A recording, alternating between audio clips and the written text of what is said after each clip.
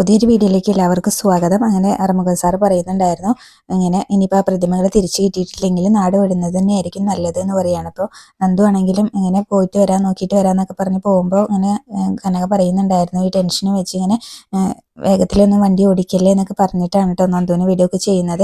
പിന്നീട് ഇങ്ങനെ ഗോവിന്ദനെ ആശുപത്രിയിലേക്ക് കൊണ്ടുപോകാനൊക്കെ പറയുന്നുണ്ടായിരുന്നു അറുമുഖൻ സാറ്. അപ്പോൾ വേണ്ടാന്ന് പറയുകയാണ്, ഇനിയിപ്പോൾ ആ പ്രതിമകൾ തിരിച്ചു കിട്ടാതെ എനിക്ക് എവിടേക്കും പോകണ്ടെന്നൊക്കെ പറയുന്നുണ്ട്. അതുപോലെ തന്നെ ഇങ്ങനെ വേറെ ആരെങ്കിലും ഏൽപ്പിച്ചാൽ മതിയായിരുന്നു ആ ഓർഡർ എന്നൊക്കെ ഇങ്ങനെ പറഞ്ഞുകൊണ്ടിരിക്കുകയാണ്. അതുപോലെ തന്നെ അബിയാണെങ്കിലും ഭയങ്കര സന്തോഷത്തിൽ പാട്ടൊക്കെ വെച്ചിട്ട് ഡാൻസ് കളിച്ചുകൊണ്ടിരിക്കുമ്പോൾ നവ്യ എവിടേക്ക് വരുന്നുണ്ട്. അപ്പോൾ ഇന്നലെ നീ ഉറക്കില്ലാതെ നിനക്ക് എന്തോ ടെൻഷൻ ഉണ്ടായിരുന്നല്ലോ, ഇന്നിപ്പോൾ അതൊക്കെ മാറി നല്ല സന്തോഷത്തിലാണല്ലോ എന്നൊക്കെ ഇങ്ങനെ ചോദിക്കുക. എന്താ അതിൻ്റെ കാരണം എന്നൊക്കെ ചോദിക്കുന്നുണ്ട്. എൻ്റെ അമ്മായിയമ്മയും നല്ല ഹാപ്പി ആണല്ലോ, അപ്പോൾ എന്നെയും കൂടി ഒന്ന് ഹാപ്പി ആക്കി കൂടെ എന്നൊക്കെ ചോദിക്കുന്നുണ്ട് കേട്ടോ. അപ്പോൾ അപ്പിക്ക് ദേഷ്യമാവുന്നുണ്ട്. അതുപോലെ തന്നെ നയനേനെയും കൊണ്ട് ആദർശേട്ടൻ പോയിട്ട് ഇതുവരെ തിരിച്ചു വന്നിട്ടില്ല, ശരിക്കും അവരാണ് ഇപ്പോൾ ജീവിതം എങ്ങനെ ജീവിച്ച് തീർക്കുന്നതെന്നൊക്കെ പറയുകയാണ്. അപ്പം നീ അവരുമായിട്ട് തന്നെ കമ്പയർ ചെയ്യേണ്ടെന്നൊക്കെ പറയുകയും ചെയ്യുന്നുണ്ടായിരുന്നു അഭി ദേഷ്യത്തോടു കൂടി. അപ്പോൾ അതുപോലെ തന്നെ നവ്യ പറയുന്നുണ്ടായിരുന്നു, ഇന്നിപ്പോൾ ഒരു 5-6 ലക്ഷം രൂപയുടെ ഓർഡറാണ് ഇങ്ങനെ അവിടെ കിട്ടാൻ പോകുന്നത്, അപ്പോൾ വീട്ടിലേക്ക് പോയിരുന്നെങ്കിൽ അച്ഛനോട് കുറച്ച് പൈസ ചോദിക്കായിരുന്നു എന്നൊക്കെ നവ്യ പറയുമ്പോൾ അഭി ചോദിക്കുന്നുണ്ടായിരുന്നു, നിനക്ക് ആ നക്കാപ്പിച്ച കിട്ടിയിട്ട് എന്തിനാന്ന്. അപ്പോൾ അതുപോലെ തന്നെ ഇവിടെ നിന്ന് അതും കിട്ടുന്നില്ലല്ലോ എന്നൊക്കെ അങ്ങനെ അഭിനോട് കളിയാക്കി കൊണ്ട് പറയുകയാണ് കേട്ടോ. അപ്പോൾ നിനക്ക് അതിലും നല്ലൊരു ജീവിതമല്ലേ നിനക്ക് കിട്ടാവുന്നതിലപ്പുറം നല്ലൊരു ജീവിതമാണ് ഇവിടെ കിട്ടിയിട്ടുള്ളത്. അപ്പോൾ 50,000 രൂപ ശമ്പളക്കാരനാണ്, അപ്പോൾ അതുകൊണ്ടൊക്കെ ജീവിച്ചേ പറ്റുള്ളൂ എന്ന് പറയാൻ കേട്ടോ അഭി ദേഷ്യത്തോടു കൂടി. പിന്നീട് ഇങ്ങനെ ആദർശിനെ ഇങ്ങനെ SI വിളിച്ചിട്ട് പറയുന്നുണ്ടായിരുന്നു, അങ്ങനെ സാറിൻ്റെ ഫോണിലേക്ക് ഞാൻ CCTV ഫുട്ടേജ് അവരുടെ അങ്ങനെ വണ്ടിയുടെ നമ്പറും ഒക്കെ അയച്ചിട്ടുണ്ട്, സാറൊന്ന് അന്വേഷിക്കുകയെന്ന് പറയുകയാണ്. അതുപോലെ തന്നെ നന്ദുവും ഫ്രണ്ട്സും കൂടെ അന്വേഷിക്കാനായിട്ട് പോയിട്ടുണ്ട്. നന്ദുവിൻ്റെ വേറെ ഫ്രണ്ട്സിനോടും ഒക്കെ വിളിച്ച് കാര്യം പറഞ്ഞിട്ടുണ്ടായിരുന്നു. പിന്നീട് അറുമുഖൻ സാറാണെങ്കിലും ചോദിക്കുന്നുണ്ടായിരുന്നു, മരുമോനെ ഇങ്ങനെ പോലീസുകാരുമായിട്ടുള്ള സ്വാധീനം വെച്ചിട്ട് അതെങ്ങാനും തിരിച്ചു കിട്ടാൻ വഴിയുണ്ടോ എന്നൊക്കെ ചോദിക്കുകയാണ് കേട്ടോ.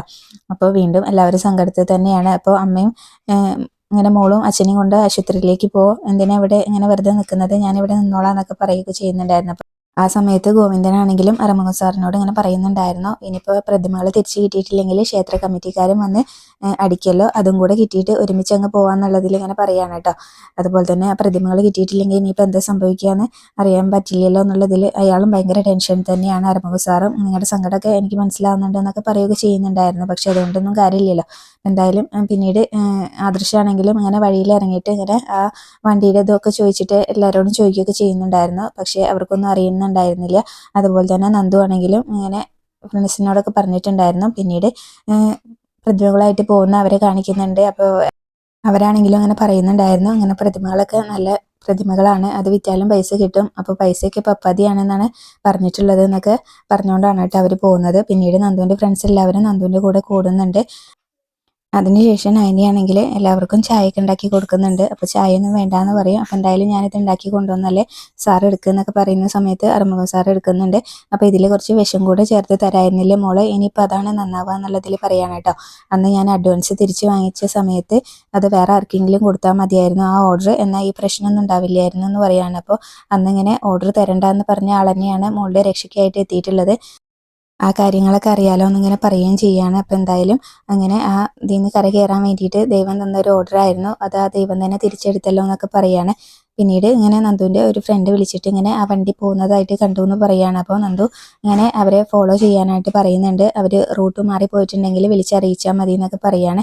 പിന്നീട് ആദർശമാണെങ്കിലും ഒറ്റയ്ക്ക് തന്നെയാണ് കേട്ടോ അങ്ങനെ വണ്ടിയുടെ ഇതും എല്ലാം നോക്കിയിട്ട് പോവുക ചെയ്യുന്നത്. വീണ്ടും SI വിളിക്കുന്നുണ്ടായിരുന്നു. അപ്പോൾ ഇങ്ങനെ കുറച്ച് സ്ഥലങ്ങളൊക്കെ പറഞ്ഞു കൊടുത്തിട്ടുണ്ടായിരുന്നു, അവിടുത്തെ CCTV ഫുട്ടേജും ഒക്കെ അയച്ചിട്ടുണ്ടെന്ന് പറയും. ഇനി എന്തെങ്കിലും സഹായം വേണമെങ്കിൽ എന്നെ വിളിച്ചാൽ മതി, ഞാൻ പറഞ്ഞല്ലോ കേന്ദ്രമന്ത്രി വരെ ആയതുകൊണ്ട് പോലീസുകാരൊക്കെ പല വഴിക്കാണ് എന്നൊക്കെ പറയുന്നുണ്ട്. അപ്പോൾ വിളിച്ചാൽ മതി എന്നൊക്കെ പറഞ്ഞിട്ട് അയാളും ഫോൺ വയ്ക്കുന്നുണ്ട്. പിന്നീട് ആദർശമാണെങ്കിലും ഇങ്ങനെ ആ വണ്ടി പോകുന്നതെല്ലാം ഇങ്ങനെ ഫോണിൽ കാണുകയൊക്കെ ചെയ്യാണ്. അപ്പോൾ എന്തായാലും പിന്നീട് നന്ദു ആ ഫ്രണ്ടിൻ്റെ അടുത്തേക്ക് എത്തുന്നുണ്ട്. അപ്പോൾ അവരോട് കാര്യം ചോദിക്കുമ്പോൾ അവരിങ്ങനെ ചായ കുടിക്കാനായിട്ട് ആ തട്ടുകടയിൽ നിർത്തിയിട്ടുണ്ടായിരുന്നു, അധികം ദൂരമൊന്നും ആയിട്ടില്ല എന്ന് പറയും.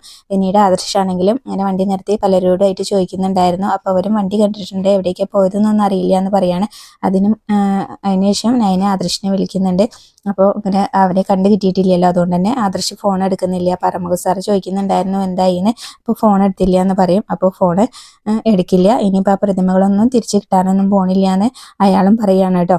അപ്പോൾ കനകയാണെങ്കിലും പറയുന്നുണ്ടായിരുന്നു അങ്ങനെയൊന്നും ഉണ്ടാവില്ല, എന്തായാലും അത് തിരിച്ച് കിട്ടുന്ന തന്നെയാണ് എൻ്റെ മനസ്സ് പറയുന്നതെന്നൊക്കെ പറയും. അങ്ങനെ കിട്ടിയാൽ നന്നായി എന്ന് അയാളും പറയാണ്. അപ്പോൾ അയാൾക്കാണെങ്കിലും അതിൻ്റെ ബുദ്ധിമുട്ടുണ്ട്, പ്രതിമകൾ അയാളെയാണല്ലോ ഏൽപ്പിച്ചത്. അപ്പോൾ ഇനി അയാൾക്ക് ആരും ഇങ്ങനെ ഓർഡർ കൊടുക്കില്ല, ഞാനും നിങ്ങളും ഇങ്ങനെ രക്ഷപ്പെടുന്നത് ഇങ്ങനെ ആർക്കോ ഇഷ്ടമില്ല, അതുകൊണ്ടാണ് ഇങ്ങനെയൊക്കെ ഉണ്ടായത് എന്നുള്ളതിലൊക്കെ സംസാരിക്കുക ചെയ്യുന്നുണ്ടായിരുന്നു. പിന്നീട് അറുമുഖ സാറാണെങ്കിലും ഇങ്ങനെ പറയുന്നുണ്ടായിരുന്നു, നയന മോളെ എങ്ങനെയാണ് ആ വീട്ടിലേക്ക് കയറിയത് എന്നൊക്കെ ഞാൻ പിന്നീട് വിശദമായിട്ടാണ് അറിഞ്ഞത് എന്ന് പറയാണ്. എന്തിനാ അങ്ങോട്ട് പറഞ്ഞയച്ചെന്നൊക്കെ കനകനോടും ചോദിക്കുകയാണ് കേട്ടോ.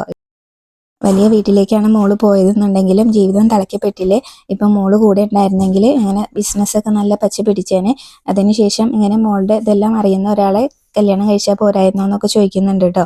അപ്പോൾ എനിക്കാണെങ്കിലും അതൊക്കെ കേൾക്കുന്ന സമയത്ത് ഭയങ്കര സങ്കടമാണ്. പിന്നീട് അറുമുഖ സാറ് പറയുന്നുണ്ടായിരുന്നു, ഇനിയിപ്പോൾ ക്ഷേത്ര കമ്മിറ്റിക്കാരെ വിവരം അറിയിച്ചല്ലേ പറ്റുള്ളൂ, ഇനിയിപ്പോൾ എന്താ ഉണ്ടാവുക എന്നറിയില്ല, ചിലപ്പോൾ കോമ്പൻസേഷൻ കൊടുക്കാൻ ഇങ്ങനെ ആദർശ് തയ്യാറായിരിക്കും, പക്ഷെ അതുകൊണ്ടൊന്നും കാര്യമില്ലല്ലോ, അതിനപ്പുറത്തേക്കും വേറെ കാര്യങ്ങളില്ലേ എന്നൊക്കെ അയാളും തന്നെ ചോദിക്കുകയാണ്. എല്ലാം കേട്ട് നയനിയാണെങ്കിലും ഭയങ്കര സങ്കടത്തിൽ തന്നെയാണ്. പിന്നീട് ദേവയാനിയാണെങ്കിലും അങ്ങനെ വിഷമത്തോടു കൂടി ഇരിക്കുകയാണ്. അപ്പോൾ ജലജയും അബിയും കൂടെ അവിടേക്ക് വരുന്നുണ്ട്. അപ്പോൾ ആദർശ് വരാത്തതിൻ്റെ സങ്കടമാണ് ദേവയാനിക്ക്. രണ്ടുപേരും കൂടെ വന്നിട്ട് ഇങ്ങനെ ഓരോന്ന് ദേവയാനിയോട് പറയുക ചെയ്യുന്നുണ്ടായിരുന്നു. ആദർശ് ഇതുവരെ വന്നില്ലേ ഏട്ടത്തി എന്ന് ചോദിക്കും. അപ്പോൾ വന്നിരുന്നെങ്കിൽ നിനക്ക് കാണായിരുന്നില്ലേ എന്ന് തിരിച്ചും ദേവയാനി ചോദിക്കുന്നുണ്ടായിരുന്നു കേട്ടോ.